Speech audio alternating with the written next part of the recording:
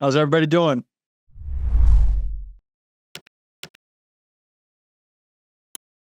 People always say, oh, you're in the basketball business. Well, not really. We're in the relationship business. We're in the people business. We just happen to do basketball. Number one thing, you got to coach where your feet are. Doesn't mean you don't look down the road and up the ladder for aspirations, but you can't let that affect where you are. You got to coach where your feet are. Some people want to move up, some people don't. But regardless, you got to coach where your feet are. The next thing is ball handling. And you guys have all seen a million videos and a million different ways the guys teach ball handling. Do you like two balls? And all that tricky stuff that they do. And I'm not here to criticize, but you got to start thinking about, when I work with my point guards, what kind of ball handling is important. If you play in high school and it's a constant press, where teams are just pressing and double teaming everything, run and jump, you better be able to have those guys back dribble and make the pass, or split a double team. So those are important. There's no right or wrong answer, but how are you going to teach ball handling with your guys? To me, when I work with point guards, I like to do it with movement.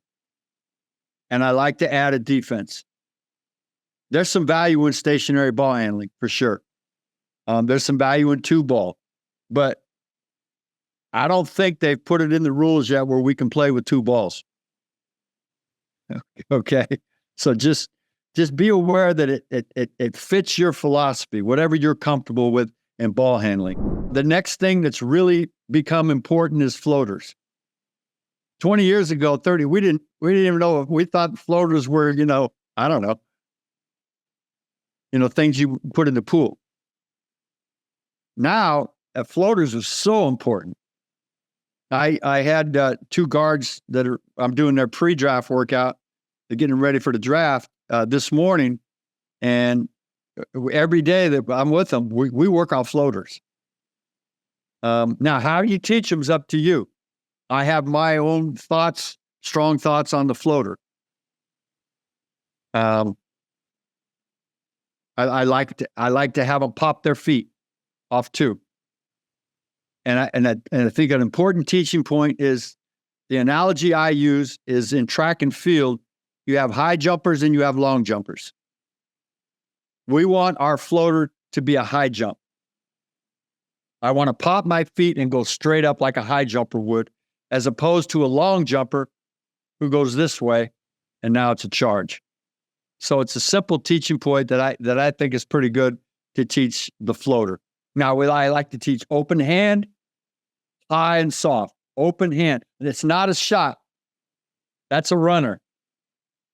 I like to teach the floater with an open hand and try to get that ball as high and soft as you can, almost like a knuckleball in baseball, where it dies on the rim, and now you can get a bounce.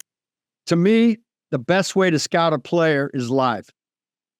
It's so much better than scouting off film. Medical, do you have all the relevant information on a player? And, in the NBA, you do. I mean, because they measure everything. But in college or high school, you may not have all that. So you got to dig for it and find it. Analytics. Have they played enough for you to be comfortable with the stats? That's important. And, we love to do comps. Who do you compare him to? Who is he? Like when they asked me a couple of years ago, I went to see Victor for the first time when they played in Vegas. And afterwards, guys asked me, well, who is he? Who's this? I said, nobody. There's nobody like him. Oh, what about Ralph Severns? No. What about this guy? No. I've never seen a comp for Victor. So there's going to be players like that from time to time. Sometimes injecting humor into an environment at the right time is great. And we have to be, if we can laugh together, we can work together. I think that's really, really important. And it's something that I think we kind of lost track of. It's a serious game, of course. We're serious about our job, of course. But humor is really important. Let me give you an example. When I worked for Doc, one of the best things about Doc was his sense of humor.